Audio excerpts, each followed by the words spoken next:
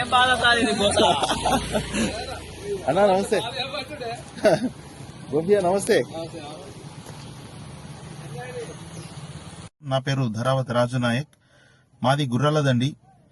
మా ఊర్లో road damage అవడం వల్ల రోజుకు ఎన్నో ప్రమాదాలు జరుగుతూ ఉన్నాయి. రోజుకు ఎంతో మంది గాయాల పాలవుతా ఉన్నారు. అధికారులకు ఎన్నిసార్లు వినతి పత్రం ఇచ్చినా కూడా అధికారులు పట్టించుకోరు, మరి పాలకులు కూడా పట్టించుకోరు.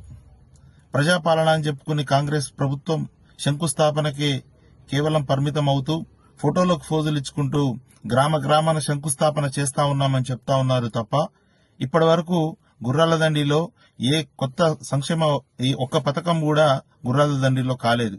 స్కూల్లో చూస్తే చాలా దయనీయన పరిస్థితి. స్కూల్కి 2 సంవత్సరాల నుండి సున్నం లేదు.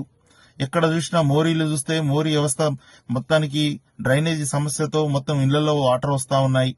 మరి సన్న బియ్యం అని చెప్తా ఉన్నారు, మరి మధ్యాహ్న భోజనంలో మొత్తం పురుగుల బియ్యం పెడతా ఉన్నారు, పురుగుల అన్నం తింటా ఉన్నారు పిల్లలు.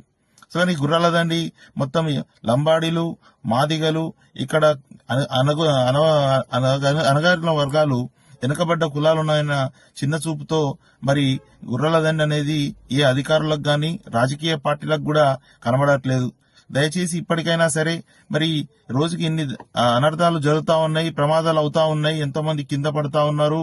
చాలా మంది అసలుకు కాళ్ళు చేతులు ఇరిగి అవస్థ పడతా ఉన్నారు. ఈ రోడ్డు ప్రమాదం వల్ల మరి నాగిరెడ్డిపల్లి నుండి బీబీనగర్కి వెళ్లే డబల్ రోడ్డు చాలా ఇక్కడికి వచ్చే ఏదైనా చాలా స్పీడ్ లో ఉంటాయి. మరి ఎంత ఆ రోడ్డు ఇక్కడ డబల్ రోడ్ కాబట్టి చాలా స్పీడ్ గా వచ్చి గుర్రాలదండి రాగానే సడన్లీగా గుంతలు ఉండడము, ఈ నీళ్లు వాటర్ ఉండడము, అసలుగా దాని లోతు తెలియక ఆ వాటర్లకి వెళ్తా ఉన్నారు. చాలా మంది బండి పడుతా ఉన్నది. కాబట్టి చాలా మంది ఫ్యామిలీలకు, చిన్నపిల్లలకు గాయాలు పాలవుతున్నారు. ఇప్పటికైనా మీ సమస్యను పట్టించుకొని ఆర్ఎండ్బి వాళ్ళు కావచ్చు, లేదా స్థానిక ఎమ్మెల్యే గాని గ్రామ పంచాయతీ ఫండ్ నుండి 500 మీటర్ల సీసీ రోడ్ ని వేయించాలని గ్రామస్తులందరూ కోరుచున్నారు. సో ప్రత్యేకంగా ఇప్పుడు నేను అక్కడ మా ఇంటికి అపోజిటే ఉంది కాబట్టి బట్టలు ఆరేసినా కూడా రోడ్డు మొత్తం డస్ట్ దుమ్ముతో మొత్తం రోడ్డు మొత్తం బట్టల మీద పడతా ఉన్నది. మరి ఇళ్లలో ఉండలేని పరిస్థితి. బయట ఒక కారు పెట్టినా, బండి పెట్టినా మొత్తం డస్ట్ అవుతా ఉంది. మరి మా ఇళ్లలో అసలు మొత్తం కంప్లీట్ దుమ్ము.